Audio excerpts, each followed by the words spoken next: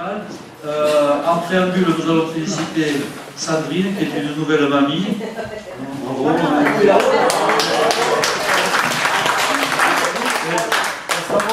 Petit garçon, petit garçon. Comment il s'appelle?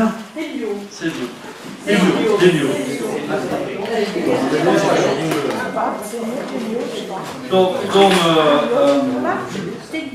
Donc, monsieur le directeur de service, général des services, veuillez procéder à la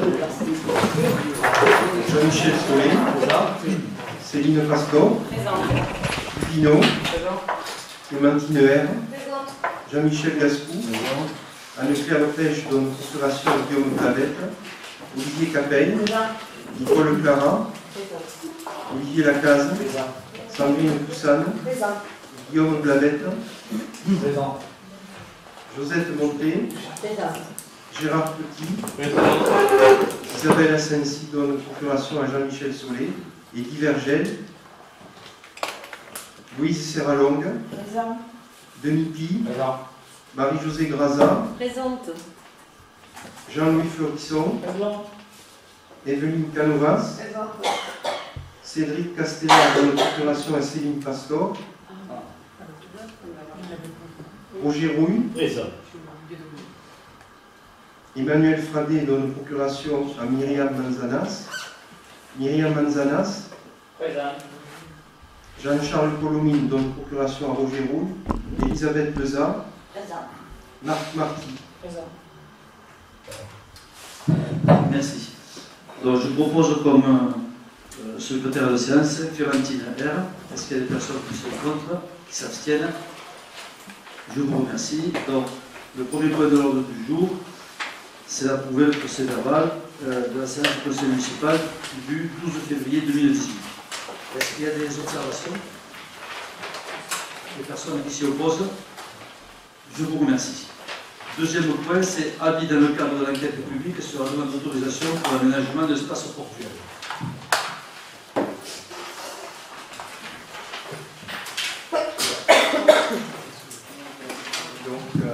Par arrêté des services préfectoraux, Monsieur le Préfet a prescrit l'ouverture d'une enquête publique au titre du Code de l'environnement et des codes des transports du 9 avril au 11 mai 2018, relative à la sécurisation du port de Valmy.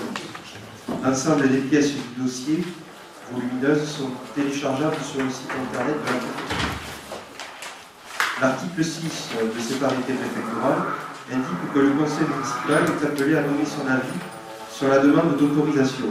Il précise également que cet avis doit être donné dans un délai compris entre le premier jour de l'enquête et au plus tard dans les 15 jours suivant la clôture des registres d'enquête. Vu les différentes réunions, notamment les réunions du conseil portuaire élargi à la commission portuaire du 17 juillet 2014, du 9 septembre 2014 et 21 novembre 2014, vu l'avis favorable à l'unanimité du conseil portuaire élargi à la commission portuaire du 20 janvier 2015, la réunion publique était intervenue le 7 juin 2016. L'avis favorable à l'unanimité du conseil de gestion du parc marin à la demande d'autorisation pour l'aménagement de l'espace portuaire est intervenu le 19 octobre 2017, considérant la valeur écologique innovante du projet, considérant également que ce projet permettra d'accroître l'activité de croisière et de grande plaisance, donnant ainsi à la ville un rôle important de plateforme touristique sur le territoire de l'intercommunalité en lien avec l'ODCA. Le Conseil sera invité donc à donner un avis favorable sur le projet portuaire, objet de l'enquête publique en cours. Est-ce qu'il y a des observations? On a longuement débattu.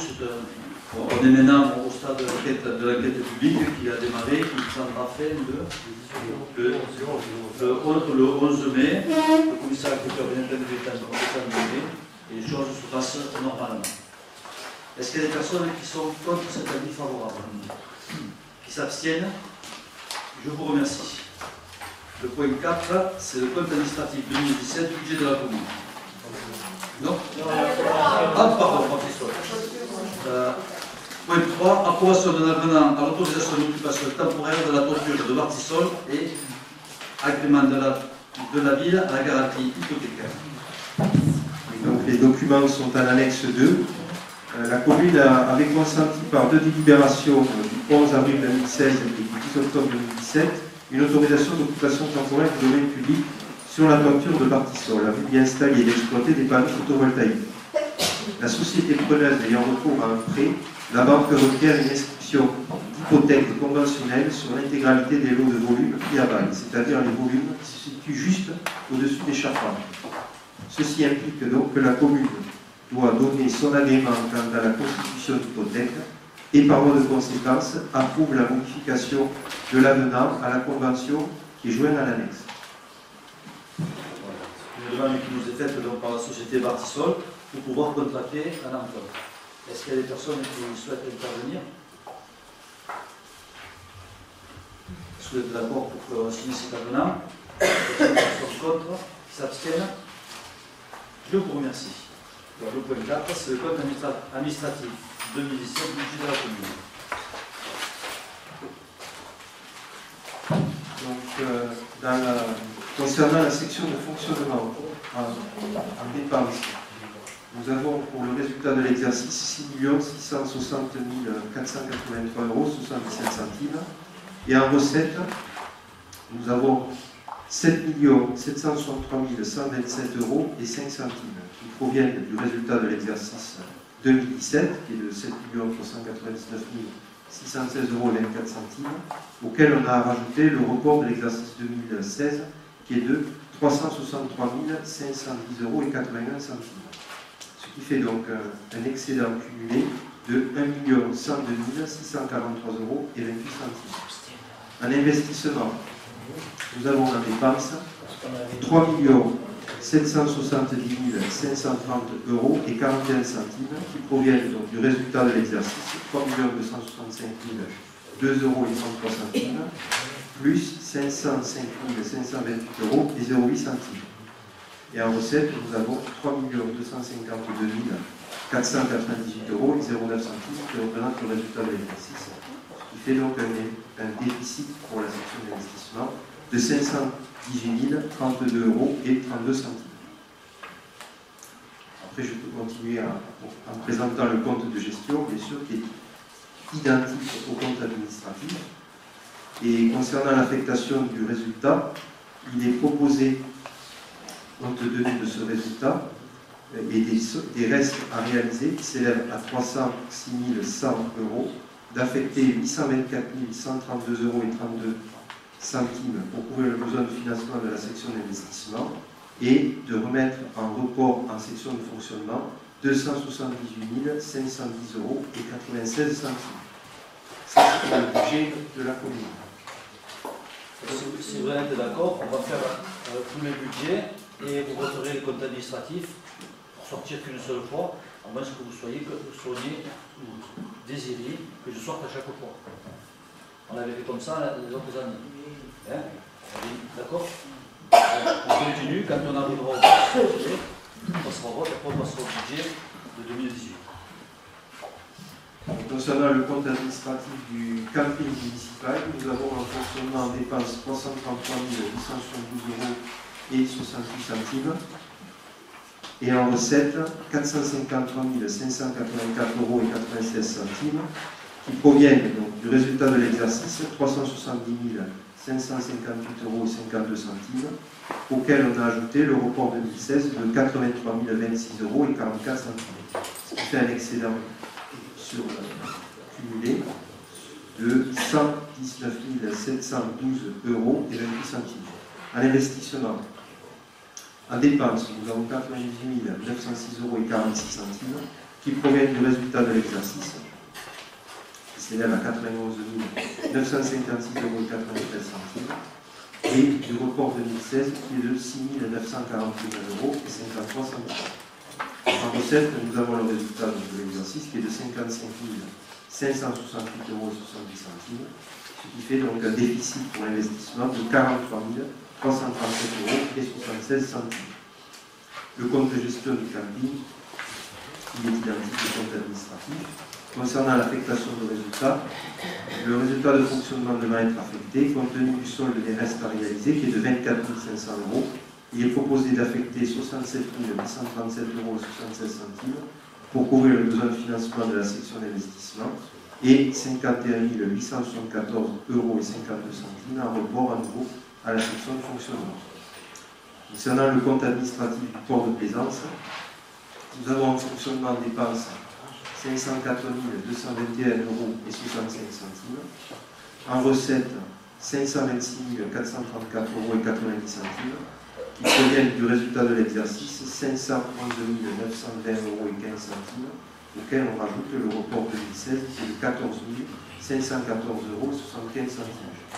En investissement, nous avons en dépenses 191 546 € et 24 centimes et en recettes 349 940 € et 57 centimes, qui proviennent du résultat de l'exercice 257 756 € et 78 centimes, auquel on rajoute le report 2016 qui est de 92 183 € et 79 centimes, qui fait donc un excédent sur la section d'investissement de 150 394 € et 33 centimes.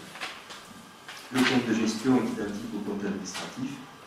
Enfin, le dernier budget, concernant la salle du 3, le compte administratif en fonctionnement s'élève en dépenses à 872 € et 4 centimes, en recettes 12 731 € et 18 centimes, ce qui fait un excédent donc, de 11 859 € et 14 centimes. Le compte de gestion est identique au compte administratif.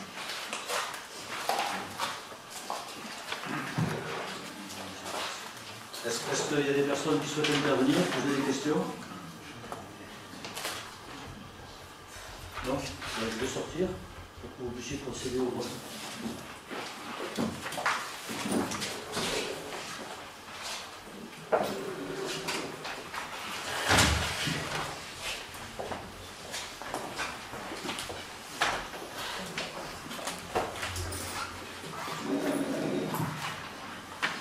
Alors, pour le compte administratif, budget de la commune, est-ce qu'il y a des gens qui sont contre? Abstention? Une abstention. Compte de gestion, budget de la commune. Contre? Ah, oui, il faut préciser que c'est Madame Fradé. Ah, c'est Madame Fradé, donc qui est... Compte de gestion, donc budget de la commune, qui est contre? Abstention? Merci. Affectation du résultat aussi, oui. Affectation du résultat du budget de la commune. Est-ce qu'il y a des gens qui sont contre? Abstention? Madame Fradé. Le compte administratif du budget du camping municipal. Contre? Abstention? Compte de gestion budget camping municipal. Contre? Abstention? Affectation du résultat pour le camping. Contre? Abstention. Compte administratif pour le budget du port de plaisance. Contre. Abstention. Compte de gestion pour le port de plaisance. Contre. Abstention. Compte administratif budget lotissement à la Salette 3. Contre. Abstention. Madame Fradé, une abstention. Compte de gestion budget lotissement à la Salette 3. Contre. Abstention. C'est bon, merci.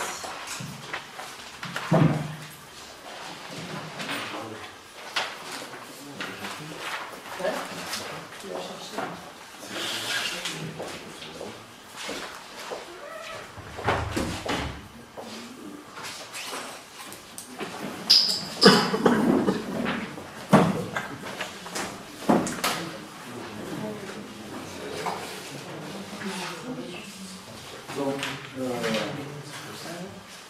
Nous allons passer au point 14, c'est sur l'examen du budget primitif de la commune et fixation des taux d'imposition. Comme les comptes administratifs, ce budget a été présenté à la commission des finances par chapitre et par article. Nous avons en section de fonctionnement un montant de 7 648 000 € et en section d'investissement 5 364 200 €. Il est proposé également de ne pas augmenter les impôts. Ainsi, les taux resteraient identiques. Taxe d'habitation 15,82%, foncier bâti 28,38% et non bâti 43,50%. Est-ce que vous souhaitez, il y a des annexes de budget sur le document qui vous a été fourni, est-ce que vous souhaitez qu'on les revoie? Vous voulez poser des questions? Oui, bien sûr. Sur le budget de la commune, fonctionnement, sur le détail des dépenses, sur le chapitre 611, contrat de prestations et services. Sur le budget précédent, il y avait 32 000 €. Sur la nouvelle proposition, il y en a 119 000. Quelle page? La page 9.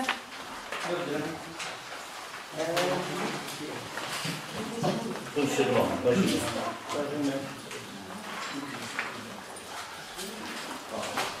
On a 600.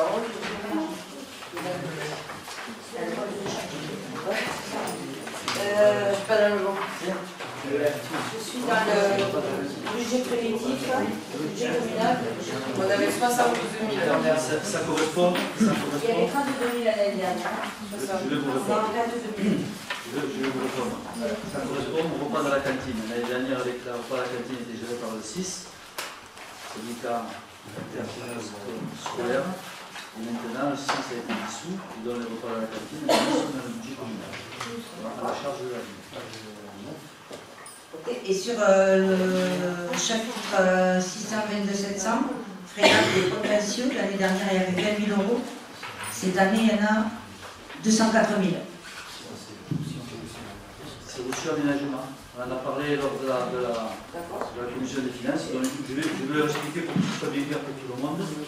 Il y a eu un long contentieux entre la commune des différents maires depuis que ce lotissement a été fait.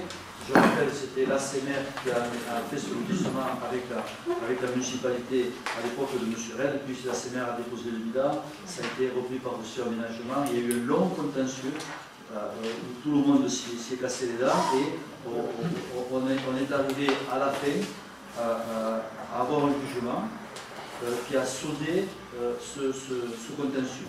En gros, la commune reproche à Roussillon Aménagement de ne pas avoir terminé le lotissement et de ne pas avoir rempli ses missions sur lesquelles elle était mise. Roussillon Aménagement le conteste, etc. Bon, donc, je ne vais pas refaire le procès ni le projet parce que les attendus du procès sont pas.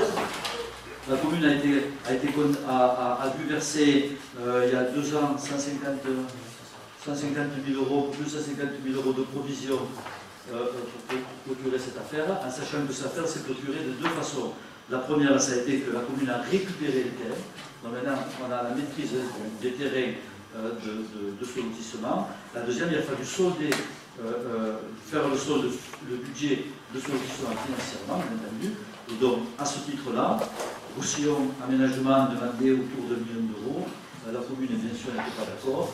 Il y a eu un expert judiciaire qui a été nommé.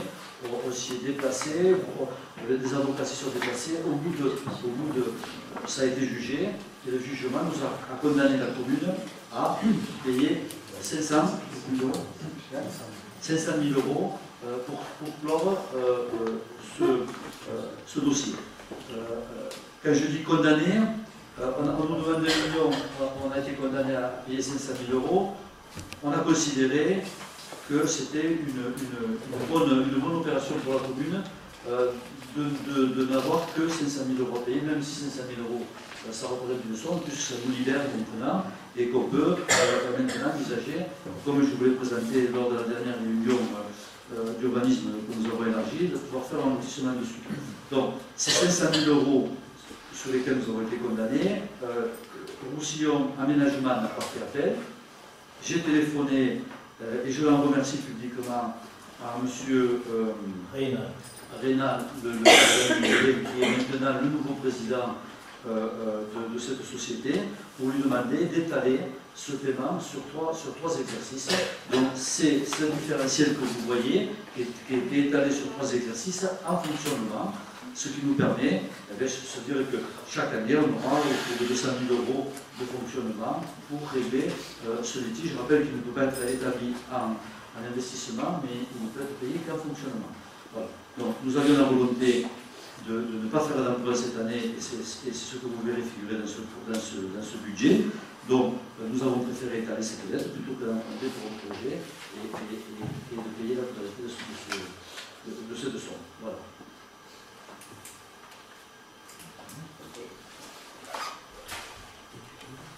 Page 10, s'il vous plaît. Page 10 au 014. Atténuation de produits. Nous passons de 82 400 à 55 400. Est-ce qu'il y a une explication à cette baisse? Est-ce qu'il n'y a plus de reversement, de restitution? On perd 28. C'est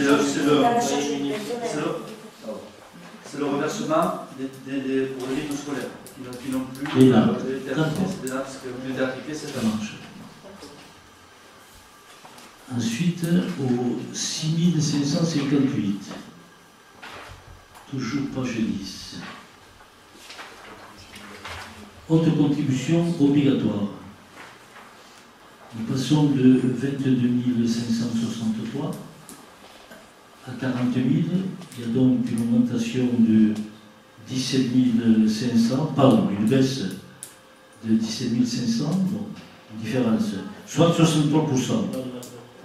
Oui, une augmentation de 63%. Oui, oui. Une augmentation de 63%. Est-ce qu'il y a une explication concrète? Si c'était 2 ou 3 000 euros sur les 17 500 euros. Oui, c'est des cotisations. Dans les augmentations de charges. Après, on pourra vous le rechercher sur Donc c'était cette, je le conçois, mais c'était cette grande différence. Il y a un écart de 63%. Il doit y avoir une sur notre article. Oui, parce qu'il faut le voir globalement. 65 550, il y aura Le débat, c'est sur quel article? Il doit y avoir une baisse de 17 000 euros.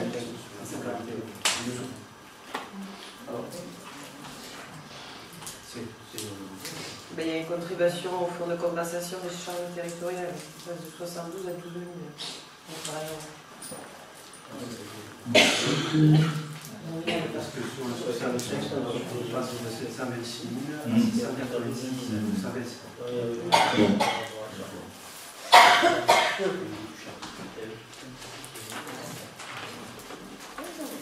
Ensuite, sur... Juste pour dire que par rapport au chapitre, donc, il y a une baisse, puisque on passe de 720 000 euros à 686 000 euros.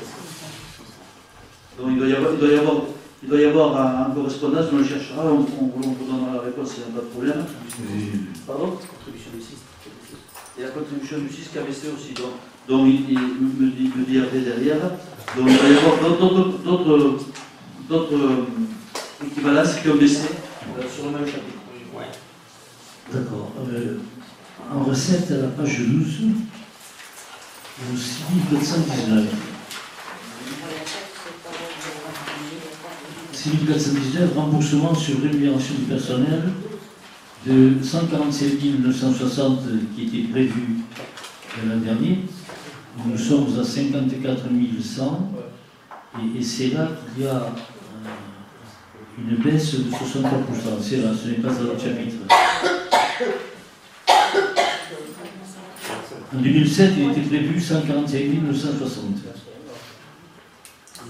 Et là, il est prévu 54 100. Est-ce qu'il y a une explication pour une telle baisse? Parce que ça, c'était le prévisionnel. C'est le prévisionnel. C'était le prévisionnel, ce que vous avez dit.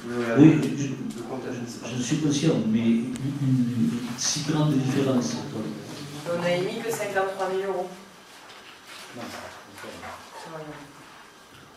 On a voté ça, on a émis.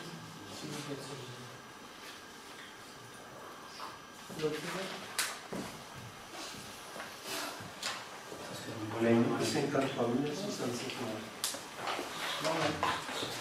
Donc, vu qu'on a consommé cette somme-là, on a requis ce montant.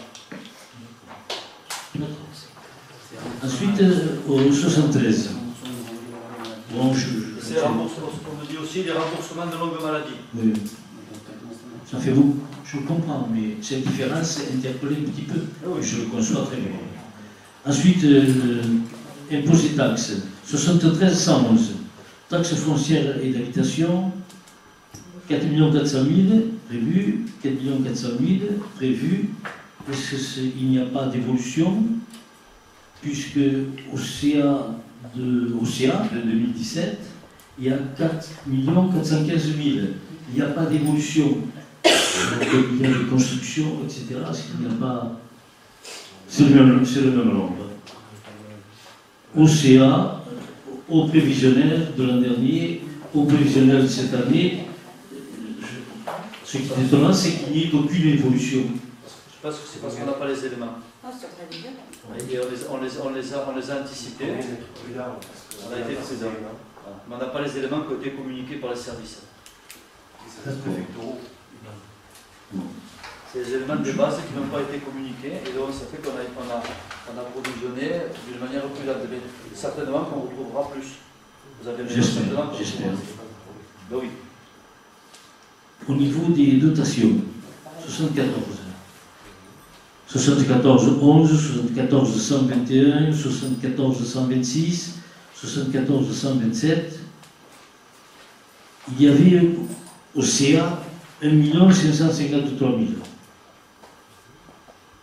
Et prévu en 2018, 1 548 000. Il n'y a donc pas de baisse de dotation. Non. C'est une bonne nouvelle. Page 14. Oh. Là, toutes les communes, c'est pas comme ça, c'était tout à l'heure, il y en a qui perdent la dotation. On a perdu des dotations de l'État pendant les 3 dernières années, plus de 400 000 euros sur nos dotations de fonctionnement. Et cette année, il y a eu un engagement du gouvernement, et je suis pas là pour parler du gouvernement en particulier, qui n'est pas de baisse de dotation. Et je pense que c'est à l'identique dans toutes les communes. Il n'y a pas la baisse des dotations de l'État. Le préfet l'a annoncé, encore Myriam était avec moi quand il a annoncé. Voilà, donc c'est pas que Bagnols, c'est tout le monde. C'est que certaines communes ont vu leur avoir diminuer à cause de certains contrats qui n'ont pas été renouvelés par l'État. Mais ce n'est pas la même chose que la dotation. Bon, des contrats d'employés, quoi. Comment ils s'appellent ces contrats-là? Contrat aidé. Certaines communes n'ont plus vu leur contrat aidé, donc ça a baissé ce qu'ils considéraient comme étant une dotation. Ensuite, page 14, œuvre d'art, 61 000. Qu'est-ce que c'est? Qu'est-ce que c'est, œuvre d'art, 61 000? C'est pour une provision pour la statue que l'on va acheter. Et vous aviez prévu 120 000, non? Oui. Mais alors, on a prévu, c'est ça, hein, c'est ce qu'on avait prévu, 100 000 que j'avais annoncé. Oui.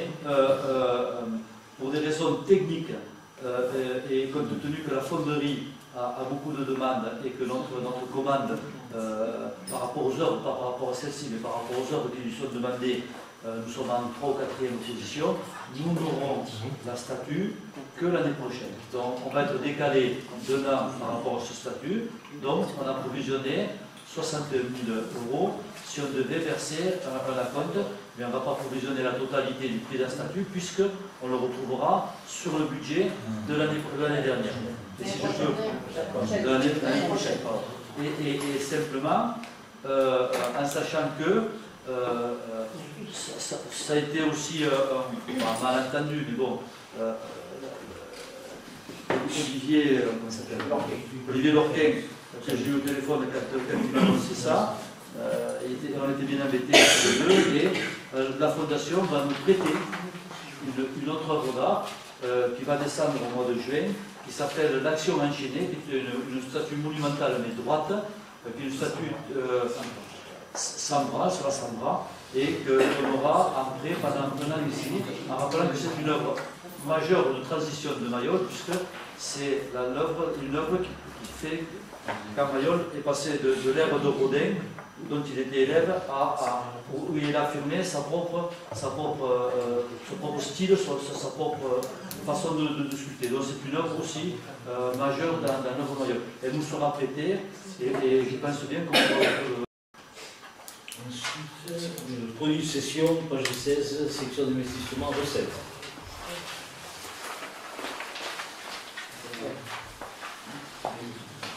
Une explication sur cette page 16, section d'investissement, C'est le terrain du centre de Marin. recettes.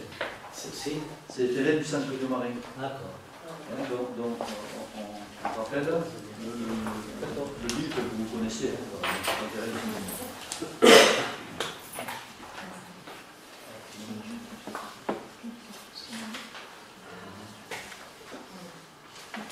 D'autres personnes veulent intervenir?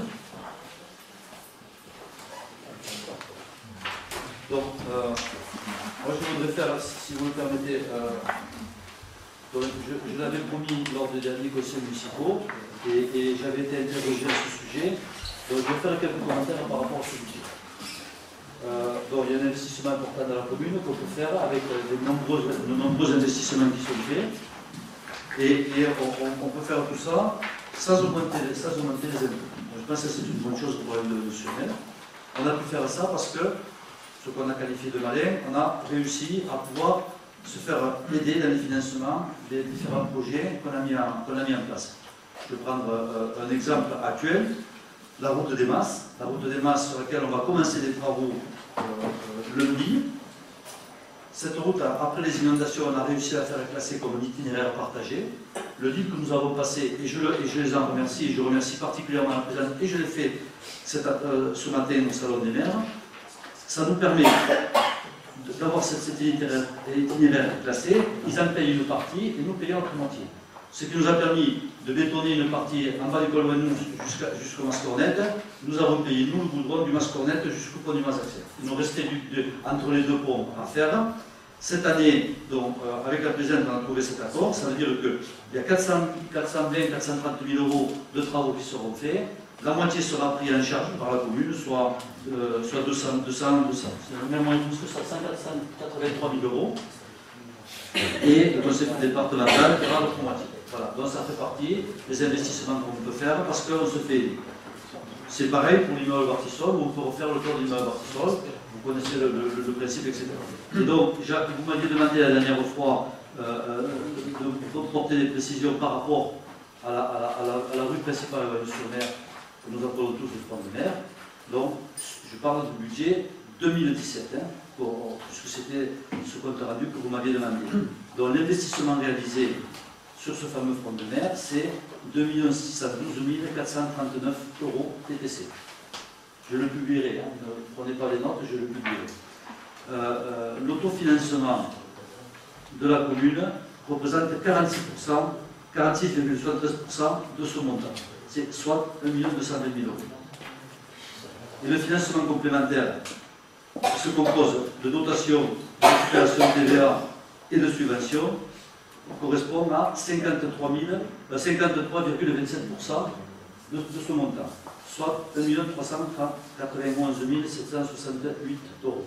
Ce qui veut dire que sur les finances, locales, ce projet a pesé 46% de son prix. Hors régie. Pardon? Hors régie. Hors régie. Mais on n'a pas la régie si vous voulez. Quand je prends la rue des Orangers,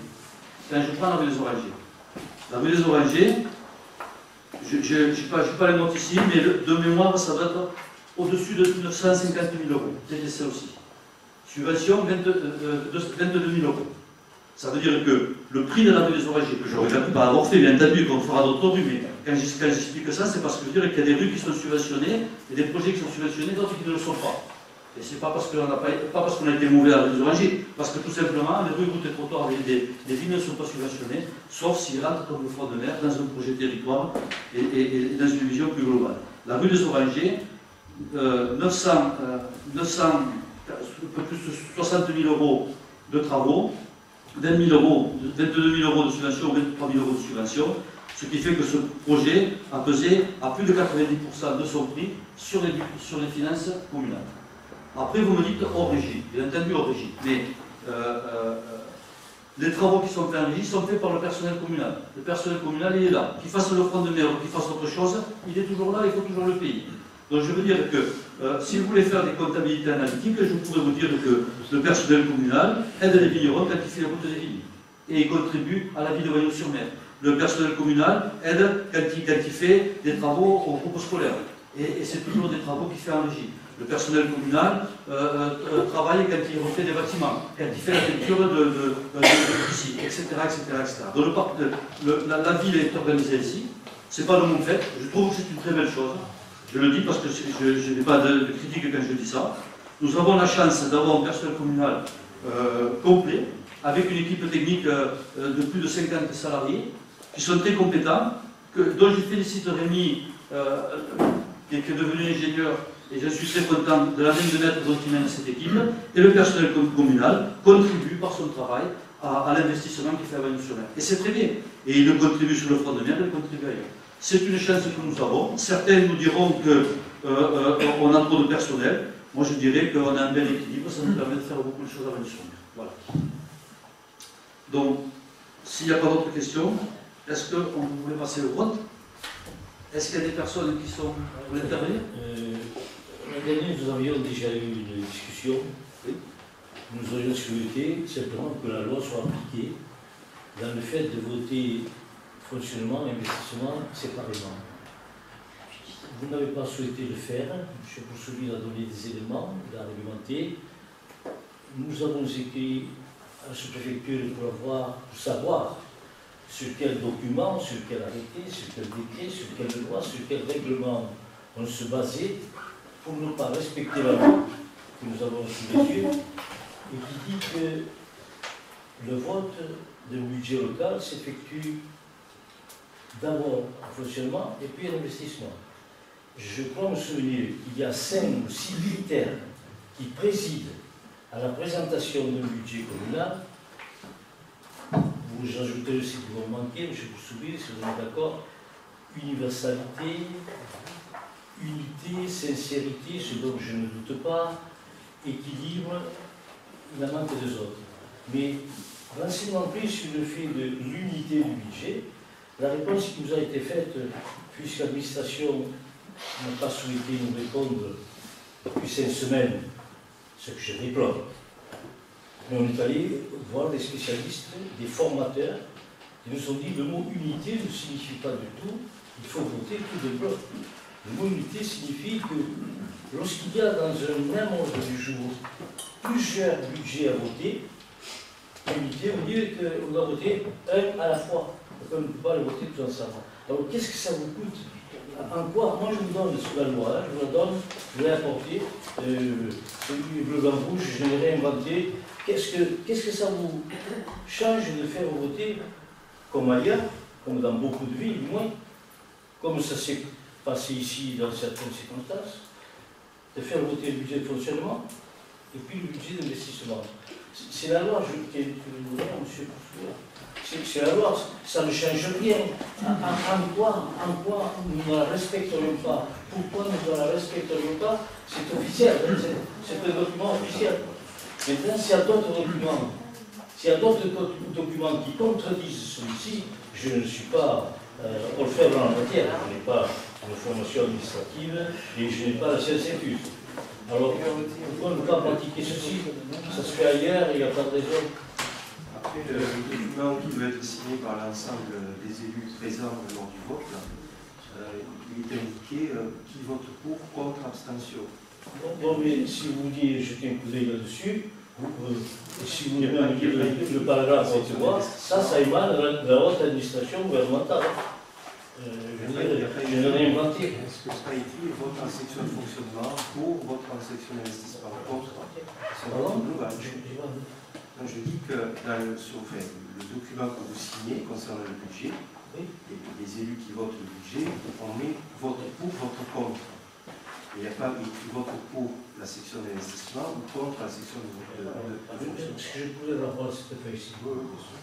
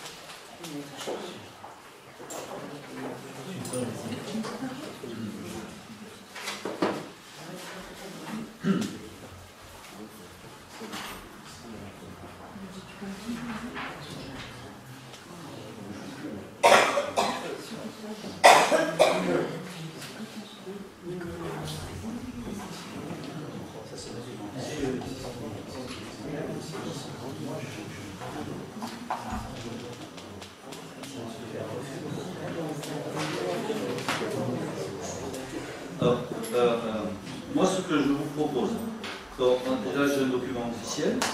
Moi aussi. C'est peut-être demain. Non, alors, j'explique, je vous montrerai. Ça, c'est la feuille d'émargement sur laquelle, donc, c'est un document officiel que nous devons transmettre au service de l'État, sur lequel il y a le nom de chaque élu, et chaque élu doit signer, doit exprimer son vote. Et le vote, c'est pour, contre, abstention. On parle bien du budget total de la ville. Voilà. Donc, moi, ce que je vous propose, parce que je comprends, je sens bien ce que je voulais vous demander. Vous êtes en train de me demander de vous prononcer sur le fonctionnement et sur l'investissement. Moi, je vous propose de noter dans le procès verbal du conseil municipal quelle est votre position sur le budget de fonctionnement et d'émettre un vote sur la totalité du budget. D'accord. Moi, j'ai pas trop envie ni de soucis. Je dis ça dans l'esprit que ce que vous êtes en train de dire, ça puisse rester dans un document et vous puissiez en faire votre valeur. Moi, je ne veux pas lancer dans une longue discussion pour des tas de raisons. Moi, j'ai reçu ça de la direction de l'information administrative légale de la République française. Il nous dit ceci, comment est voté le budget local. Le budget d'une collectivité territoriale distincte de l'administration de l'État, qui doit prendre en charge les intérêts de la population d'un territoire, doit toujours être voté en équilibre réel et sincère, en suivant un calendrier établi par la loi, avant le 15 avril ou le 30 avril de l'année de renouvellement de l'Assemblée. La section de fonctionnement est d'abord adoptée avant la section d'investissement. Les budgets sont votés par chapitre ou, si l'Assemblée délibérante le décide, par article à l'intérieur de chaque section. Je ne vais pas aller jusque-là, mais qu'est-ce que ça nous coûte de respecter cette loi qui me paraît officielle et qui mentionnait un caractère grave? La section de fonctionnement est d'abord adoptée avant la section d'investissement.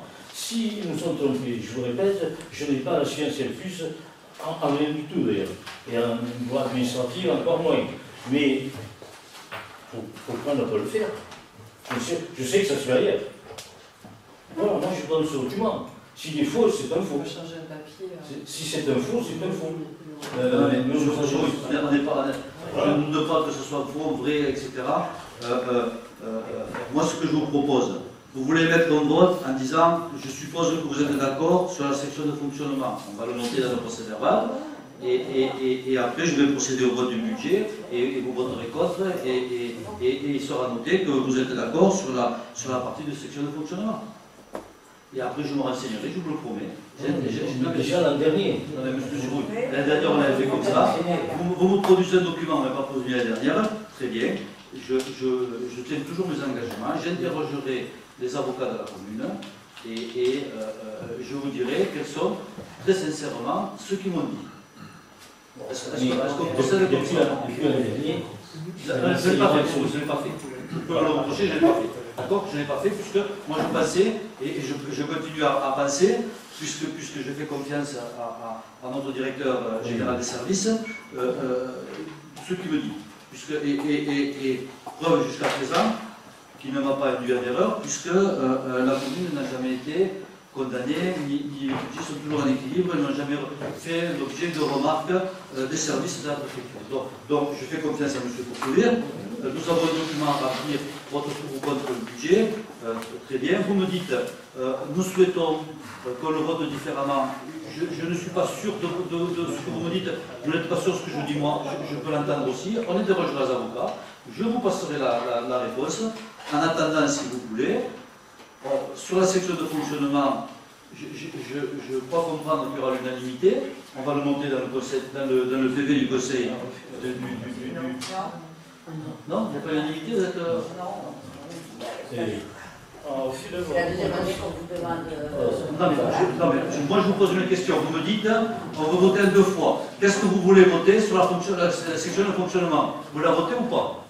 Vous ne nous proposez pas de voter en 2 fois. En fait. Je vous dis que je vais le marquer dans le PV du conseil municipal. je vous dis que je vais marquer dans le budget, dans le PV du conseil municipal, la section de fonctionnement est adoptée par telle voix ou toi. Et la totalité du budget, je le ferai voter sa totalité après. Pour que vous ayez une trace de l'expression de votre vote. Donc, si vous me demandez ça, je suppose que vous ne voulez pas voter contre, ou alors si vous voulez mettre un vote différent, dites-moi-le. Je n'ai pas la réponse, monsieur. Non, Vous pouvez insister, j'ai si pas la nous réponse. si nous considérons que ceci est la loi, si nous le considérons, et c'est ce que nous faisons, nous sommes de bonne foi, si nous ne faisons pas comme c'est indiqué par la loi, c'est une illégalité. L'année dernière, on a voté pareil. À nos yeux, je vais finir. À nos yeux, ceci est la loi. On ne fait pas comme le dit la loi. Si c'est un faux, n'avoue pas. Si c'est quelque chose de réel et de légal, si on ne le fait pas, on cautionne je mets des guillemets, une illégalité. Donc, on ne vote pas. On ne peut pas dire, on demande ça, voilà, et on s'est renseigné, et on nous a dit non, c'est ça qui est en vigueur, ça se fait ici. Voilà. Mais non, mais chacun, tu mènes comme tu veux. Non, mais, monsieur Rouy, moi je ne mets pas en cause votre sincérité dans vos propos. On est bien d'accord là-dessus, d'accord? Je vous dis simplement que je n'ai pas interrogé les avocats de la commune par rapport à ça. Nous avons un directeur général des services, ici à mes côtés, qui a fait des études relativement importantes et qui connaît la gestion d'une commune, d'accord? Donc, moi je fais confiance à ce monsieur qui jusqu'à présent ne m'a pas induit en erreur, en tout cas que je sache. Ça c'est le premier point. Deuxième point, c'est que c'est la 4e année que nous votons le budget. Dans les 3 fois précédentes, nous avons voté le budget de la même façon. Nous n'avons eu aucune observation des services de la préfecture. Nous sommes bien d'accord là-dessus. Sinon, je me serais rapproché de vous en vous disant, on a une observation, et si c'est le cas, je vous dirai, on a une observation, moi ou pas, vous aviez raison, et on procédera d'une autre façon. Donc, j'entends votre refus de vote sur le budget, je passe le budget au vote.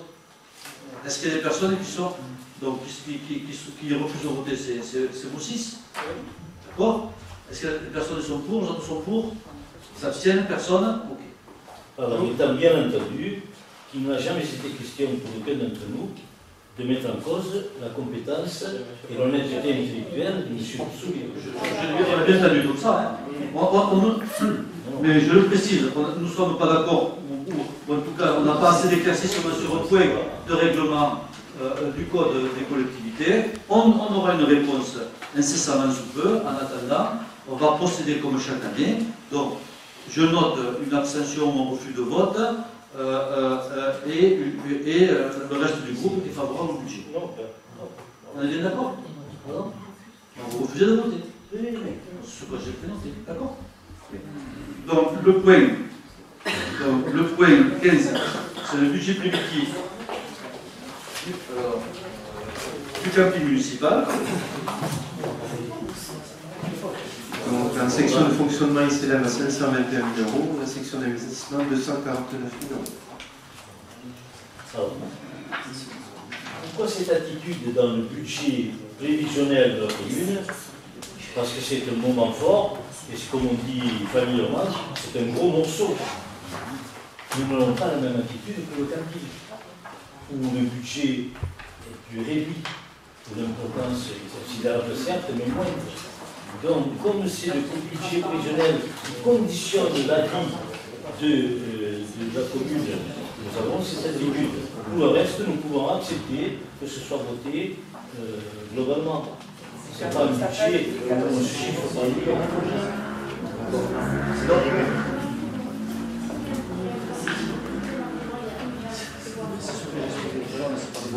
Donc on reste comme ça. J'ai entendu ce que vous avez dit. Non, mais on a compris. On a compris, mais c'est une position, chacun.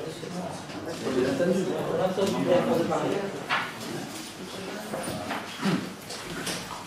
Donc,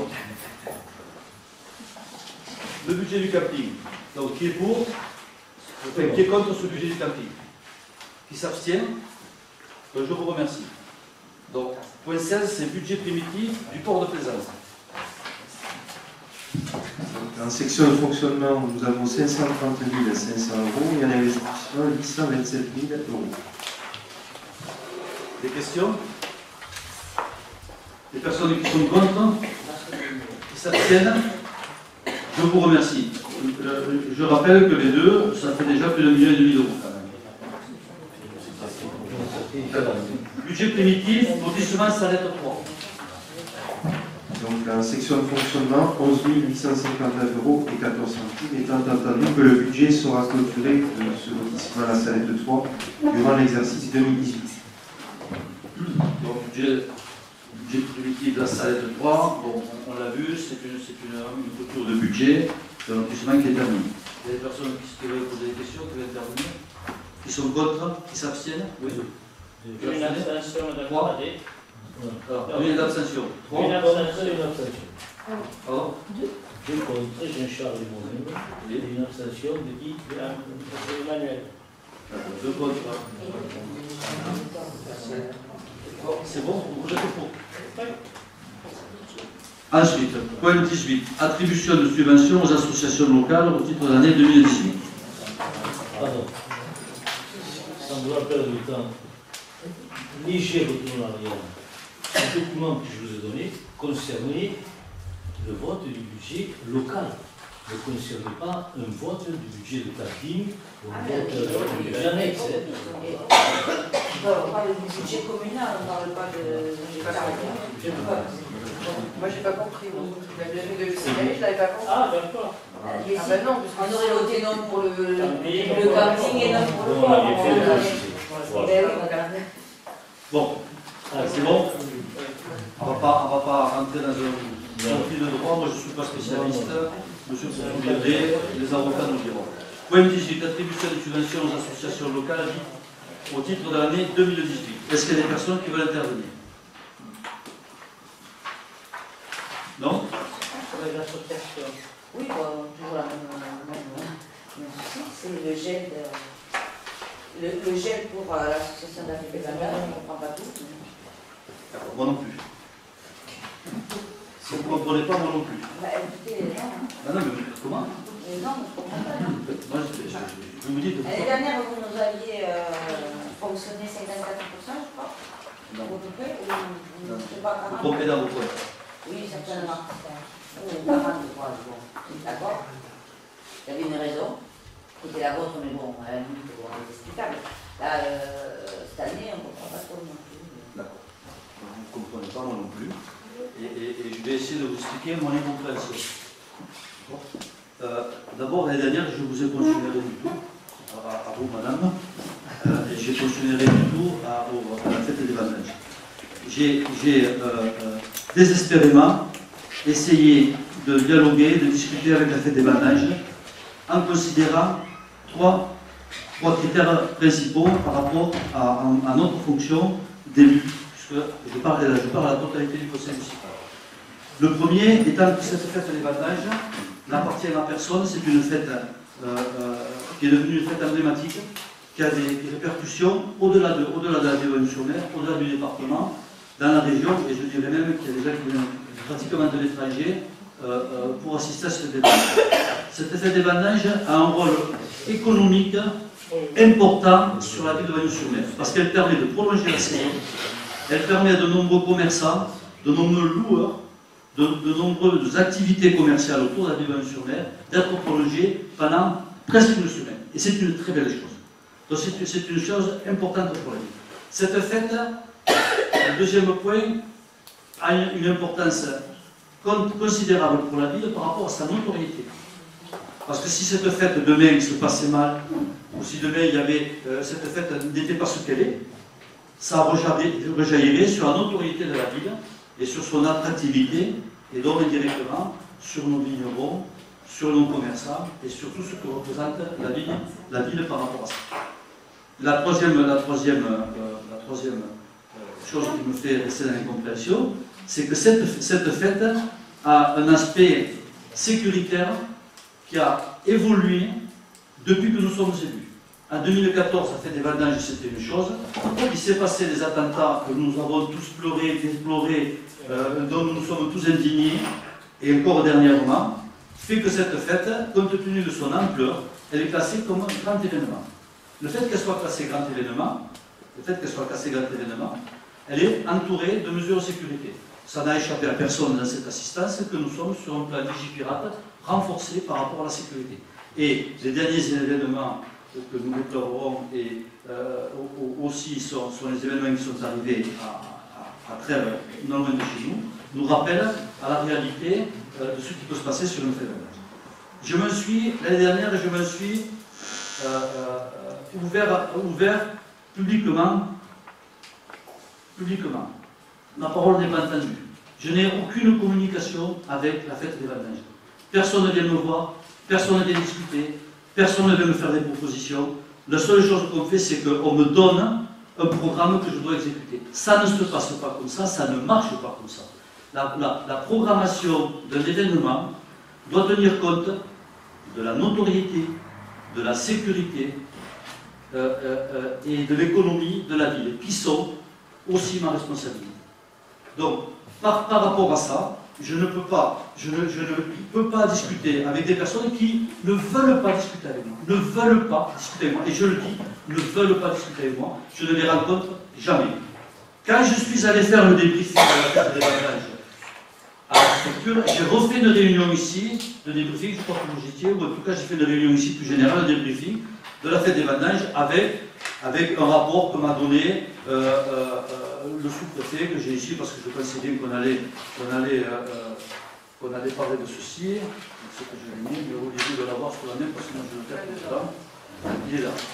Qui s'appelle un rétexte fête des vendanges, jeudi 7 décembre 2017, qui est signé par les participants, sur lequel le préfet, le sous-préfet, se félicite de la bonne tenue de la fête des vendanges et nous donne quelques préconisations.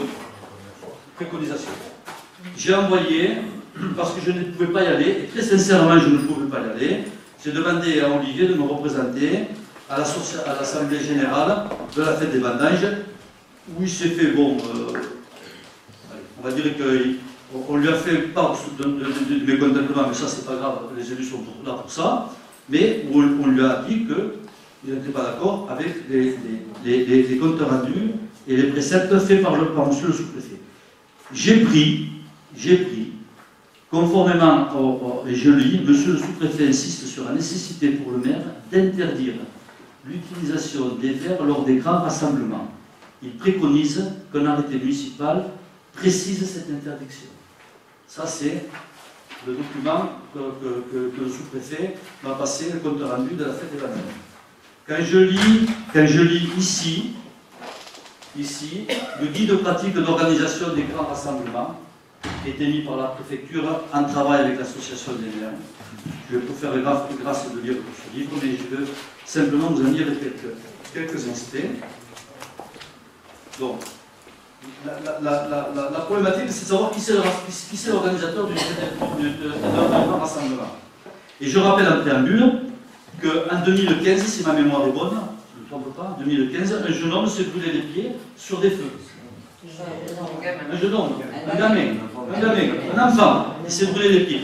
Raison, pas raison, etc., peu importe. Mais la vérité, c'est que cet enfant a été hospitalisé. A fait de nombreuses semaines, voire quelques mois, de fauteuil roulant. Et n'a pas d'handicap, en tout cas ce que je sache, mais a subi un traumatisme. Les parents mettent la ville au tribunal. Vont chercher les responsabilités. Et quand ils mettent la ville au tribunal, ils ne s'adressent pas à l'association Fête des Vendanges. Ils nous demandent de provisionner, on a reçu la lettre il y a un mois et demi, 15 000 € de provision qu'on va avoir à trancher par référé. On gagnera, on perdra, je ne sais pas. Et après le tribunal jugera si on a la ville à tort, à raison, et je ne vais pas ici faire du tribunal parce que je ne suis pas avocat et on a des avocats qui vont nous défendre et ces personnes auront des avocats qui vont les défendre et on verra bien ce que se passe. En attendant, si le référé nous donne tort, la ville, sur l'argent public, sur nos impôts, devra mettre 15 000 euros. Est-ce que l'association, et je pense qu'ils ne sont pas nombreux l'association, est-ce que l'association va réunir les 10 membres du conseil d'administration et leur dire, voilà mesdames, messieurs, allez, 1500 euros chacun de la poche. Est-ce qu'il va se passer ça? Non, on vient chercher l'argent public. Et par contre, en attendant, on ne me parle pas, on ne veut pas me recevoir, et on ne me dit rien du tout. Et on fait. Et on avance comme si on n'existait pas. Mais on existe. Mais pas comme moi. Quand je parle comme ça, pas comme moi. Vous, eux, tout le monde existe. Parce que nous sommes les élus du peuple. Et parce qu'on représente le conseil municipal de Réunion-sur-Mer. Et une association seule ne peut pas organiser un grand événement sans en référer à personne. Je suis allé à des réunions, parce que vous savez qu'on a cette discussion. C'est le truc qui me tient beaucoup à cœur, vous savez. Parce que la décision que je prends, parce que la décision que je prends, je la prends pas de. On a l'impression que vous parlez André Mariotti. Non, je ne parle pas André Mariotti, je vous parle à vous, André Mariotti. Non, parce que cette décision, je ne la prends pas de cœur et je l'ai mûrement réfléchi. Et je vais vous dire ce que je vais demander au conseil municipal de voter. Parce que quand je vais à la préfecture, assister à des réunions où on nous présente cet ouvrage, quand je suis à côté de la table où je discute avec les gens, il y a des gens qui organisent la feria de Serré, la feria de Mias, qui organisent l'électrobiche, qui organisent, etc., des grands rassemblements. Tous ont des élus à côté avec qui ils discutent, avec qui ils échangent. Moi, je travaille avec tout le monde, on travaille ensemble. Moi, je ne suis pas sectaire, on ne peut pas dire ça. Je vous présente des projets, j'essaie de faire des réunions, je travaille avec le conseil départemental, qui n'est pas de mon obédience politique, je travaille avec la région, je travaille avec tout le monde, et tout le monde est le bienvenu pour travailler. Je n'ai jamais fermé ma porte. Comment je peux accepter de provisionner, de donner une subvention à une association qui dit qu'elle ne respectera pas mon arrêté municipal? Comment je peux accepter ça? Comment je peux donner 12 000 euros à une association qui demain va venir faire de la provocation, parce que c'est ce que j'entends et j'espère qu'ils ne le feront pas, pour ne pas respecter l'arrêté municipal? Comment je peux faire ça et les mettre au tribunal derrière? Parce que ça finira comme ça. Donc ça, c'est pas acceptable. Ça, c'est pas acceptable. Et je dis ça pour défendre les élus, la totalité des élus. Et je me demande, j'ai posé la question à des élus d'autres bords avec qui je travaille. Je travaille très bien avec Pierre Aliagas. Pierre Aliagas sait très bien qu'on vote pas au présidentiel le même candidat. Mais on travaille ensemble et on continue à travailler dans l'intérêt des territoires. Vous croyez qu'il accepterait ça?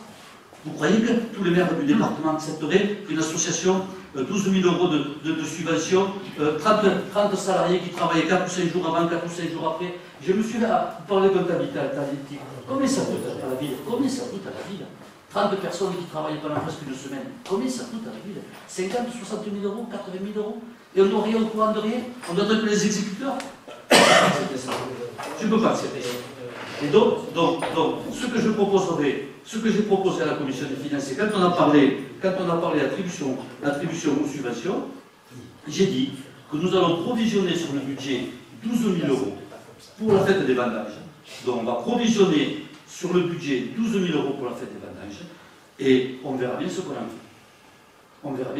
Mais je ne les verserai pas à l'association comme ça sur un chèque en blanc. Je vais vous lire simplement. Les responsabilités du maire, je prends le chapitre de ce livre, non mais il y a 2 lignes, je ne vais pas vous embêter avec ça. Le maire rappelle ses obligations à l'organisateur, puisque les gens se prétendent organisateurs. Il apprécie l'importance de la manifestation et des mesures prises par l'organisateur.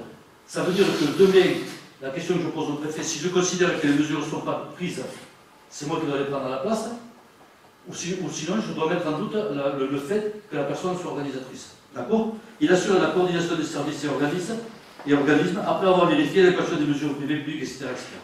Et quand je prends ici, c'est public, hein, quand je prends ici responsabilité de l'organisateur, les produits vendus sur le site devront être conformes à la réglementation en vigueur. Les emballages de verre devront être évités. D'accord? Donc, moi, quand je prends mon arrêté municipal, je me plie aux injonctions du préfet et du sous-préfet. Quand on me dit qu'on ne peut pas le respecter, je ne peux pas verser le respect. Quand on ne vient pas parler avec moi, discuter de l'organisation de la fête des vendanges, je ne peux pas l'accepter. Il y a 80 associations à Réunion-sur-Mer, je suis persuadé que, pas la totalité, j'espère bien, mais une grande partie des présidents ou des membres d'associations ne pensent pas comme moi et ne sont pas d'accord avec moi surtout, mais je discute avec tout le monde. Et avec eux non. Donc, j'ai demandé à sortir, et je l'ai passé en commission des finances, j'ai demandé à ce que nous sortions la somme de 12 000 € qui ne sera pas versée à l'association Fête des Vendanges, qui sera provisionnée, et on verra ce qui se passe par la suite. Voilà, mes explications, j'espère qu'elles sont un peu tendues, parce que ça m'énerve beaucoup, et parce que si vous voulez, ça me tient beaucoup à cœur. Et ensuite, ça fait partie, et que vous croyez ou pas en ma sincérité, ça fait partie des décisions qu'on prend à contre-cœur, que j'aurais voulu ne jamais prendre. D'accord? En plus, ça se passe dans ces conditions. Voilà. Donc, vous voulez intervenir? Oui. Il y a des élus ici qui participent à cette commission, à la fête des vendanges, qui sont présents régulièrement. Oui, Est-ce qu'il y a des gens qui sont désignés, ce que je sais, est-ce qu'il y a des gens qui sont désignés régulièrement pour pouvoir assister à cette réunion? Est-ce qu'ils sont présents? Oui ou non? Je vais te répondre. Hormis monsieur le maire. Non, mais oui, monsieur le maire. De temps en temps. Les statuts. Non. Les statuts de la. C'est les retours. Vous avez les retours de ces réunions. C'est ça qui m'intéresse. Attends, s'il vous plaît, 2 secondes. Les statuts de la fête des vendanges, je ne sais pas ici, vous pouvez me croire sur parole parce que je les ai bien lus. Les statuts de la fête des vendanges disent, en gros, je ne veux pas dire le statut, que c'est le statut type d'association, mais ils sont un peu différents sur les 3 premiers points. Le premier point, c'est deux points. Le premier, un des points, c'est le maire, quel qu'il soit, M. Rouille quand il était maire, M. Beck, M. Red, et vice-président de fait de l'association de fête des vendanges, de fait, d'accord? Et le président du syndicat du cru, de fait, vice-président de fête des vendanges. Donc, l'association de fête des vendanges, elle a un président et 2 vice-présidents, le maire et le président des vignerons. Voilà. Ensuite, elle a une organisation, etc. Donc, quand j'ai des comptes rendus de trucs, comme on dit, le bureau a décidé ça. D'accord, très bien, le bureau a décidé ça, mais est-ce qu'un vice-président fait partie du bureau? Je pose la question, je ne sais pas. En tout cas, vraisemblablement pas moi, puisque moi je suis jamais. Non, puisque moi je suis pas invité. Vous êtes censé être vice-président de toutes les associations. Non. Je ne suis pas vice-président de toutes les associations. Heureusement, dans les statuts. Non, président d'honneur c'est de vote. Vice-président, c'est autre chose. D'accord? Vice-président, président d'honneur, c'est une qualité honorifique. Vice-président, ça veut dire qu'on fait partie de la présidence de l'association, donc de l'organisation et de la vie de l'association. Je l'entends comme ça. Et après, peut-être que je me trompe. Donc, quand on me dit le bureau a décidé ça, donc je peux supposer, en n'étant pas un juriste, que le vice-président, le premier vice-président, ou même le deuxième, peu importe, fait partie du bureau. Et j'y suis pas. Puisqu'il décide, on me dit, il a décidé ça. Bon, d'accord. Après, on me dit, le lundi, on me dit oui, effectivement, il y a des réunions. Il n'y en a pas eu depuis. Cette année, je n'en ai pas eu une. Mais effectivement, il doit y avoir des réunions où on invite des membres du conseil municipal qui font partie de l'association Fête des Vendanges. D'accord. Moi, on me dit, le lundi pour le jeudi, ah ben monsieur le maire, rendez-vous à 18h à Novelty. Très bien, mais moi, je veux bien, mais je ne suis pas plus que l'autre. Et quand je peux, j'y vais. Franchement, quand je peux, j'y vais. Mais j'ai aussi un agenda, j'ai aussi des gens qui prennent des rendez-vous, et je ne peux pas dire à Dupont-du-Bois qui prend rendez-vous. Et moi, attendez, non, je ne vous reçois pas parce que je m'en vais à une autre réunion. Non, ça, je ne peux pas le faire. Donc, voilà. Donc la considération, il n'y est pas. Après, on peut rentrer dans un débat juridique, mais très franchement, M. Marty, la considération, il est. Moi, je demande un peu de considération. Et ça me plaît. Après, sur notre point, je comprends, vous êtes responsable de la sûreté, sécurité, c'est tout à fait votre rôle. Mais est-ce qu'un maire doit s'initier dans le déroulement de la fête? Voilà. Je pense que c'est peut-être à côté de ça qu'il y a un autisme d'un côté ou de l'autre, il y a une électricité. Que vous ne soyez pas trop la sûreté, la sécurité, la salubrité de la ville, ça je le conçois, c'est votre responsabilité, ça je comprends la place de la dame qui s'est fait brûler, son gamin s'est fait brûler, même si c'est pas. Mais peut-être l'investissement direct qui est ressenti dans la fête peut créer un autisme des deux côtés. Pour moi, personnellement, on est en plan je suis d'accord, ça coûte de l'argent. Ça coûte de l'argent partout, c'est très bien passé parce que c'est très bien comment ça fonctionne. Pour moi, on devrait voter un budget exceptionnel. On ne devrait pas amputer l'association. On devrait leur proposer un budget exceptionnel pour la sécurité, on devrait le voter, parce que c'est une fête qui relate bien évanouie, notre histoire. Mais d'un côté, après, il faudrait avoir un retour de ce que vous voulez. Mais je pense que le problème, il est l'investissement dans la fête, comme il peut être ressenti par la commune. Je pense que c'est là où ça peut aider. C'est mon opinion. Mais ça peut coincer, peut-être que je me trompe totalement. Non, mais je pense que tu ne te trompes pas. Si tu permets, je te tutoie, on se connaît assez. Oui. Je Je pense très franchement que tu ne te trompes pas. Le désaccord que j'ai avec toi par rapport à ce que tu dis, c'est que l'implication d'un maire, quel qu'il soit, je répète quel qu'il soit, ne peut pas être que sécuritaire. Parce qu'il y a un volet économique qui est très important. Comment je pourrais dire? Quand il y a un match de rugby, moi je ne m'occupe pas du club de rugby de Bagnols-sur-Mer, ou du foot, ou de la pétanque. Quand il y a un match de rugby, je veux dire que économiquement ça pèse peu. Ça pèse, ça. Il y a quelques spectateurs qui viennent, quelques gars qui viennent voir quelques bières en ville, mais je veux dire, ça n'a pas un poids économique, ça n'a pas un poids sur la notoriété. La fête des vendanges, contrairement à ça, elle a un poids économique. Donc, sur la vision, la gestion de la ville dans son économie, je pense que le maire doit avoir son mot à dire. Sur la notoriété de la ville aussi. Parce que si demain il se passe des choses, ou si demain cette fête elle est galvaudée pour différentes raisons, c'est la totalité de la population qui en pâtira. Et de l'économie de la ville aussi. Donc je pense qu'on ne peut pas border le simple fait du maire à dire ben, plutôt tu t'occupes de la sécurité, moi j'ai fait le reste. Ça ne peut pas fonctionner comme ça. Ensuite, et tu le sais aussi bien que moi, la programmation doit tenir compte de la sécurité. C'est-à-dire qu'on ne peut pas tout programmer et dire débrouillez-vous avec la sécurité. Il doit y avoir un travail en commun, on doit travailler ensemble pour savoir ce qui est possible de faire, dans quelles conditions on peut le faire, combien ça peut coûter, etc. Qu'est-ce qui est le mieux pour la ville? Voilà. Quand je pars à la fête des vendanges, moi j'ai travaillé avec la fête des vendanges. J'ai travaillé, j'ai amené des trucs. Je dis j'ai amené avec mon équipe, j'ai amené un concours de cuisine qui a quand même une pignon sur rue. On a amené des évolutions. On a amené une émission de radio, il y a 2 émissions qui ont été faites en direct, qui sont vues par 600 000 personnes. En tout cas, il y a 600 000 auditeurs potentiels. Je ne peux pas dire qu'il y a... Voilà. Donc on essaye d'y amener quelque chose. Cette fête des vendanges, elle ne peut pas être figée. Donc on a besoin que chacun y amène un peu pour la faire progresser, pour qu'elle soit meilleure, pour qu'elle soit plus belle, pour qu'elle soit plus attractive, pour qu'elle corresponde à ce qu'attendent les gens. Quand je vois l'état du vignoble, et la désespérance des vignerons à Bagnols-sur-Mer, les difficultés de la difficulté à Bagnols-sur-Mer, je me dis quand même qu'on peut se profiter de cette fête pour essayer d'amener la notoriété, amener des sommeliers, amener du monde comme ça, qui viennent parler de nos vins, qui viennent se régaler, qui viennent faire des dégustations, qui viennent profiter de la fête des vendanges, qui amènent de la notoriété à la ville. Donc c'est tout ça qu'on doit travailler ensemble. On ne peut pas le confier ça à l'autre. On doit le faire ensemble. On doit le faire ensemble. C'est ça. La pierre d'achoppement, l'important c'est là. Elle n'est pas qu'à la sécurité. La sécurité, c'est facile pour moi de l'invoquer. Je l'ai invoqué. C'est facile, c'est la chose la plus facile. Mais ça va au-delà. C'est ça que ça va au-delà. On ne peut pas être des marionnettes qui exécutons des programmes qui nous sont donnés comme ça. On doit travailler ensemble. On doit travailler ensemble. On doit travailler ensemble. Je le répète parce qu'on doit travailler ensemble. On ne peut pas travailler avec moi. Je ne peux pas l'accepter. La vie locale est comme elle est. Moi, je vous pose une question. Dans 2 ans, il y a des élections municipales. Je ne sais pas si vous serez candidat ou pas. Peut-être que vous serez candidat. Peut-être que vous serez maire de Bagnols-sur-Mer. Vous accepterez ça? Franchement, vous accepterez ça?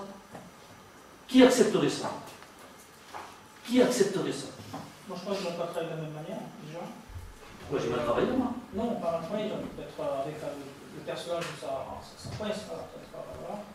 La deuxième chose, je comprends votre idéologie, votre idéologie, chacun vous avez la vôtre, tout à fait, je la respecte.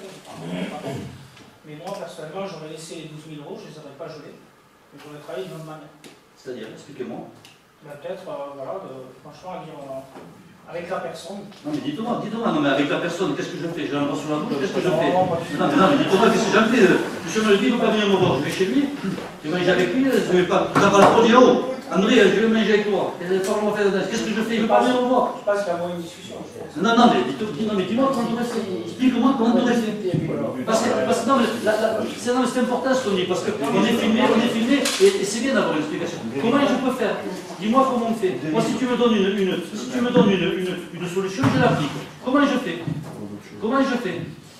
Moi, j'ai pas de moi, si je l'envoie une Ah, d'accord. Moi, j'étais à l'Assemblée générale, donc j'ai donné le papier, le rétexte de la préfecture. On a sorti de la préfecture, donc on a fait accéder les services de la sous-préfecture pour avoir le rétexte. Je l'ai distribué à tous les membres de l'association ce jour-là. M. Maruti n'a pas tenu compte, et qui m'a fait part de remarques de cas.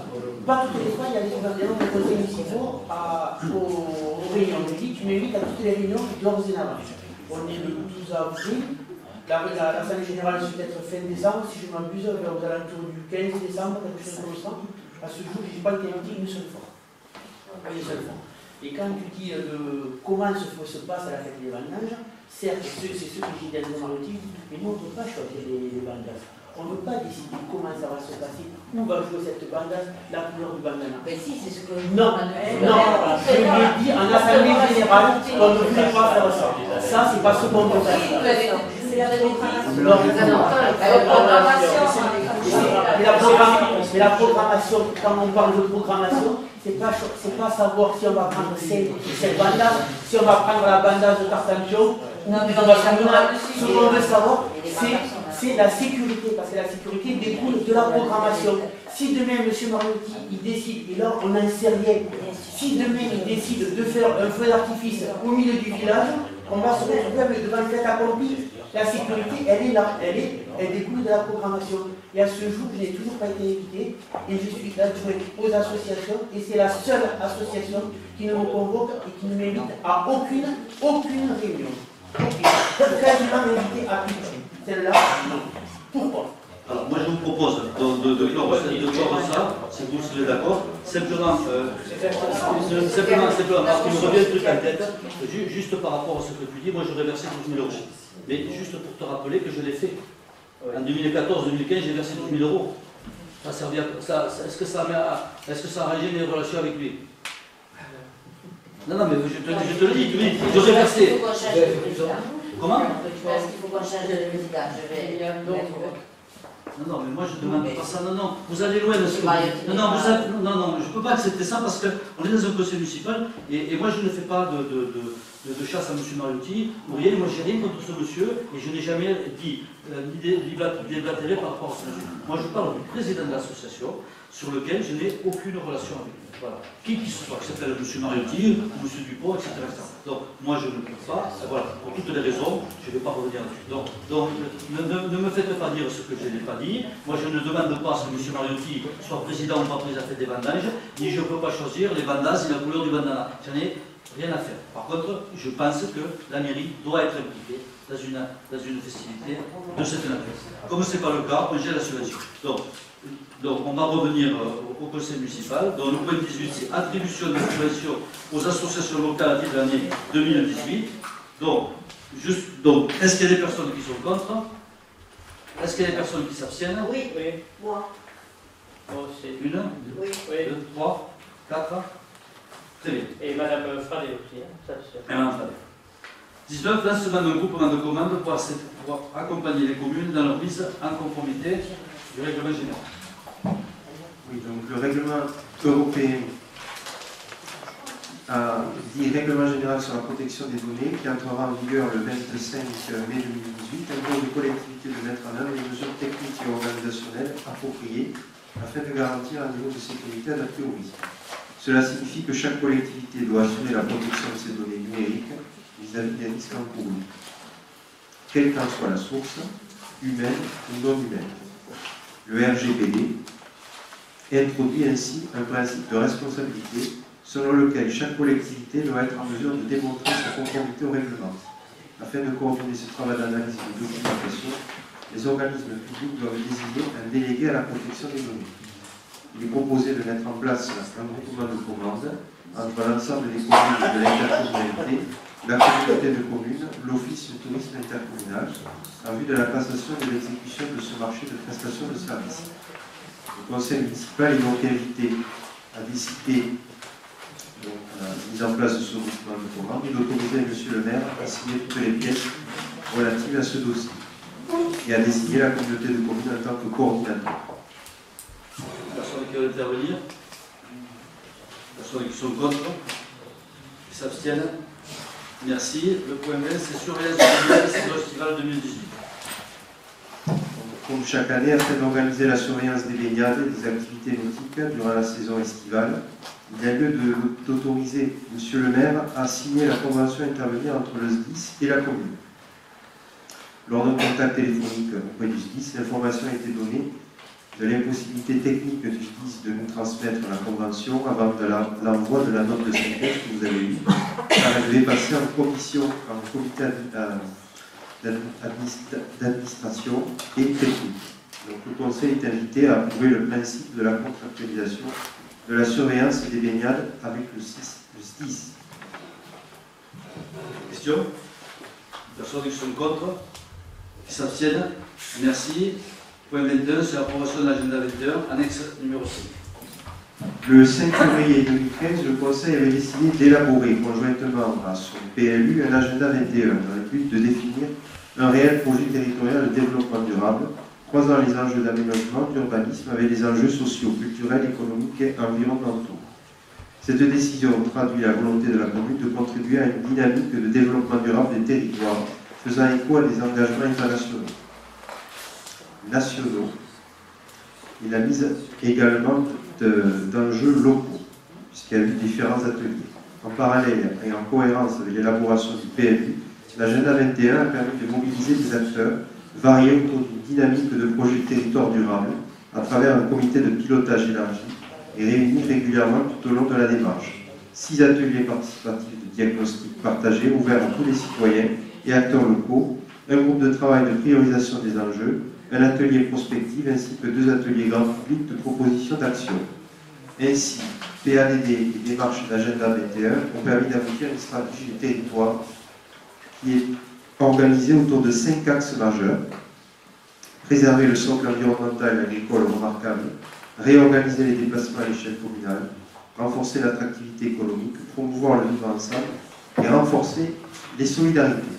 Ces axes ont ensuite guidé les réflexions pour le programme d'action.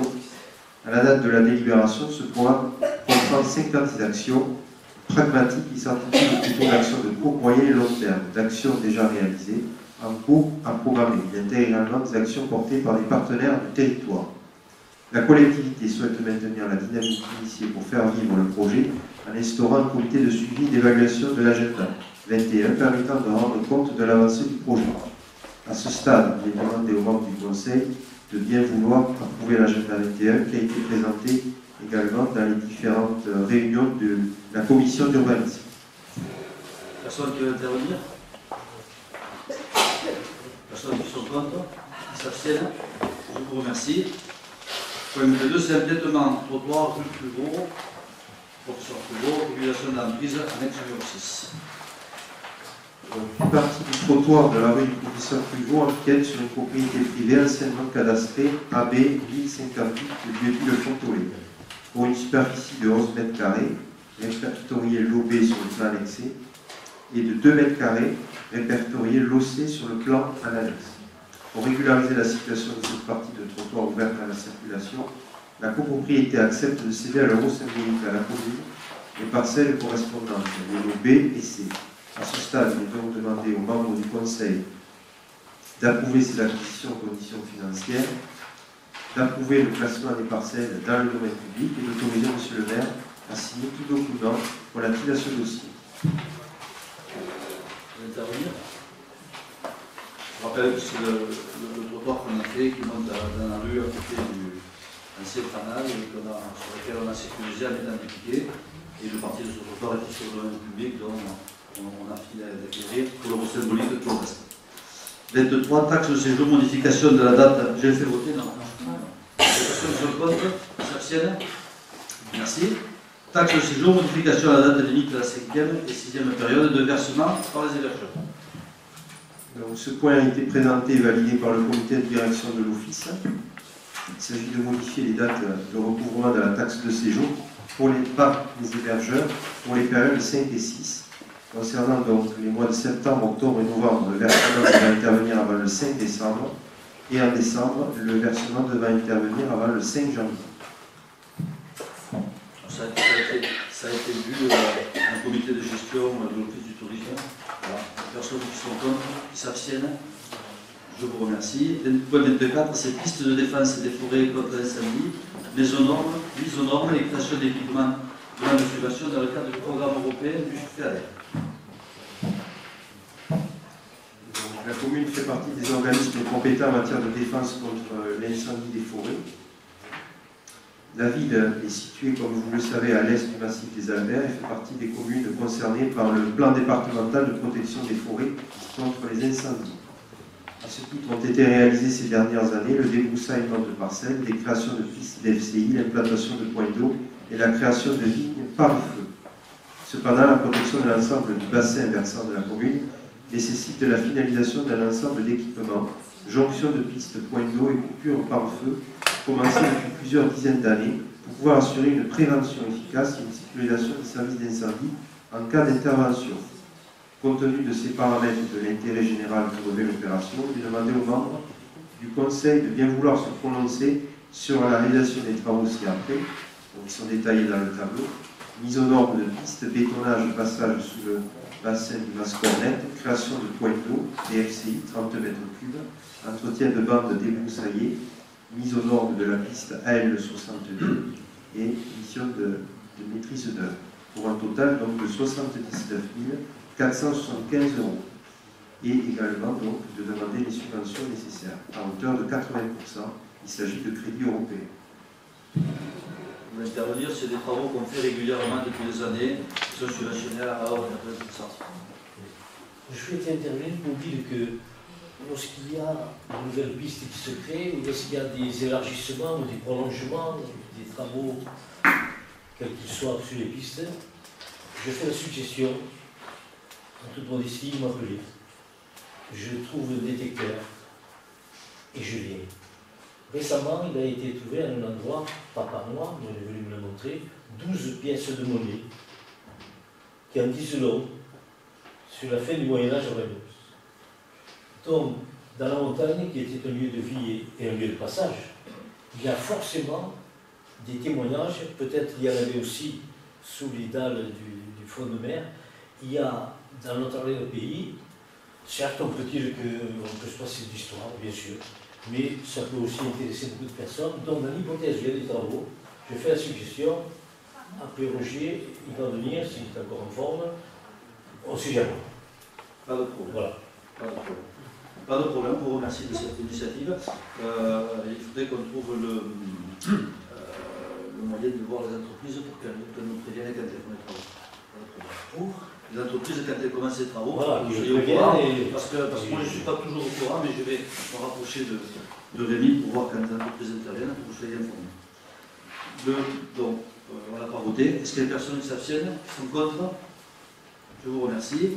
Le point 25, c'est ordre de concours de l'USAP à la ville. Offre de concours de l'USAP à la ville dans le cadre des études préalables à la réalisation des travaux conformément à la convention approuvée par le conseil municipal du 19 décembre. Alors, suite au conseil municipal du 19 décembre dernier, la ville, l'USAP et les services de l'État se sont rencontrés à plusieurs reprises afin de mettre en œuvre la convention portant engagement réciproque visant à la mise en place du pôle médico-social sur le site du centre Île-Marin, convention adoptée à l'unanimité. Il apparaît que cette convention, pour rappel le chenal et le pont, lorsque nous allons commencer des négociations, des discussions avec tout ça par rapport à la relocalisation des deux maisons de retraite et le maintien de la masse, le but c'est qu'on donne des terrains et tout ça va à sa charge, la construction du chenal, etc. Les choses ayant évolué, maintenant, pour différentes raisons, je ne vais pas revenir là-dessus, on a largement débattu. La commune est à maître d'œuvre du chenal et du pont. Nous ne pouvions pas continuer à être maître d'œuvre sur un marché privé. Donc il faut maintenant qu'on lance un marché public pour que nous puissions être réellement dans la légalité et continuer cette opération avec tout ça. Donc, comme il y a des études qui ont été déjà payées, financées par tout ça, elles nous les rétrocèdent de manière à ce qu'on puisse travailler normalement là-dessus. Voilà. Est-ce qu'il y a des personnes? Une délibération de décembre 2017 serait, au conditionnel, entachée de plusieurs irrégularités. Et que cette délibération pourrait, toujours au conditionnel, être considérée comme un délit de favoritisme. Alors, deux questions. Est-ce que ce courrier peut avoir des conséquences? Est-ce que ça peut retarder ce projet? Est-ce que ça peut contrarié de façon importante. Je ne sais pas exactement de quoi il s'agit. Voilà, je déplore cet état de fait. Mais qu'est-ce qui se passe? Est-ce qu'on peut avoir une réponse? Est-ce qu'il y a eu une réponse du sous-préfet? Je ne sais pas. Mais quand j'ai vu récemment, on m'a mis cette tête dans la main, je suis espace possible. Et voilà. Donc je n'ai aucune explication. Il s'agit du transfert de l'autorisation des lits du CCAS vers l'USAP.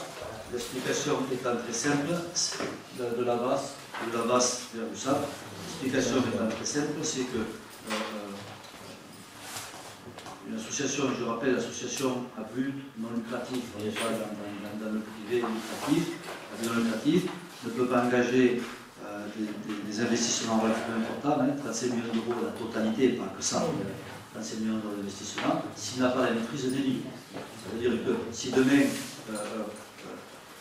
ils n'ont la maîtrise des lits que pour 10 ans ou 15 ans et que le prochain maire a un accès de folie, parce que ce serait une pure folie, je vous reprends la maîtrise des lits et je vais vous construire une maison de retraite dans mon coin, l'investissement est caduc. Les banques ne peuvent pas ne financerait pas ça, et l'ARS ne peut pas accepter cet état de fait. Puisque je rappelle qu'il s'agit d'argent public, puisque les financements des établissements sont financés par les prêts de journée. Donc il a fallu transférer les lits qui étaient accordés à la base, au CCAS, à la base, laquelle base étant une partie de l'USAP. Donc un membre du conseil d'administration du CCAS n'étant pas d'accord avec ça, a écrit à monsieur le sous-préfet, c'est son droit, et respecte le droit de chacun. Il l'a fait en décembre, le sous-préfet a eu la lettre. Depuis, nous avons eu beaucoup de réunions avec monsieur le sous-préfet et nous recevons le 18, monsieur le préfet, dans nos locaux pour faire un point sur le port, le centre de marin, etc., différents gros dossiers qui intéressent la commune. Je pense qu'il y a un délai de 2 mois pour répondre quand il y a une délibération du conseil d'administration, puisque c'est suite à un conseil d'administration. La délibération du conseil d'administration du CCS a été envoyée à la sous-préfecture, lequel sous-préfet a reçu et la délibération du conseil d'administration et la lettre de ce membre du conseil d'administration. Voilà. Et la délibération, comme vient M. Poussoulier, a été établie et visée par notre cabinet d'avocats avant d'envoyer à la préfecture, et cette délibération et tous les accords que nous avons signés, que nous avons actés en décembre, ont été le fruit de long travail entre les avocats de l'association d'USAP, la préfecture, la sous-préfecture, puisque monsieur le sous-préfet, que je remercie, a été l'arbitre de toutes ces négociations, donc il était présent et il connaissait parfaitement le dossier. Donc, il y avait les avocats de l'association, les services de l'État en la présence du sous-préfet et ses services, et nos avocats qui ont assisté et qui ont rédigé cette délibération. Voilà. Elle est revenue, elle n'est pas revenue, elle est revenue à acter, elle est revenue visée par la préfecture, donc pour nous, sans observation, donc pour nous, elle est parfaitement conforme et le projet continue. Voilà. Donc pour moi, il n'y a pas de souci là-dessus. Après, si je peux me permettre une remarque, je trouve que le terme de favoritisme est très excessif. C'est dans la lettre. Oui, je ne sais pas le vôtre, je dis des lettres, mais je trouve qu'il est très excessif parce qu'il n'y a pas de favoritisme et qu'on connaît, et qu'il y a tout le monde connaît ici, l'attachement qu'on a eu tous ensemble, parce que ça a été voté à l'unanimité, au fait de pouvoir sauver ce centre de marais, de le faire avancer et que les accords puissent se faire. Et les choses sont faites dans la clarté. Je pense qu'on n'a rien édulcoré, tout le monde a été au courant de tous les accords prévus. Est-ce que les avocats pensent qu'il y a un risque? Ce serait dommage, voilà. Ce serait dommage, bien sûr. Mais est-ce que les avocats consultés, il n'y a pas de risque? Je ne pense pas. J'ai repris ce qu'on avait voté, apparemment, il ne semble pas que c'est l'anomalie. La suite des avocats n'aurait pas. C'est eux qui ont rédigé la délibération. Donc, ils n'auraient pas rédigé, ils nous auraient fait une observation et je n'aurais pas tenu la main. C'est eux qui le font, de responsabilité. Voilà. Est-ce qu'on a été assez clair? Oui. Est-ce qu'il y a d'autres personnes qui veulent intervenir? Des précisions? Bon, mais je vous remercie. Pardon? Ah oui. On n'a pas voté? Ah, mais d'accord. Donc, Les dégâts sont votés. On a voté. On a voté là. Ce point-là, c'est unanimité. Pardon, j'ai pas dit. le dernier point, il y a eu l'unanimité. Je sentais le marque. Oui. Oui, donc nous avons derrière les documents budgétaires, si vous voulez les signer ou marquer les orientations que vous souhaitez. Oui. Bon, par rapport à ces demoiselles, à ces dames qui ont besoin de vos signatures. Merci beaucoup. Merci.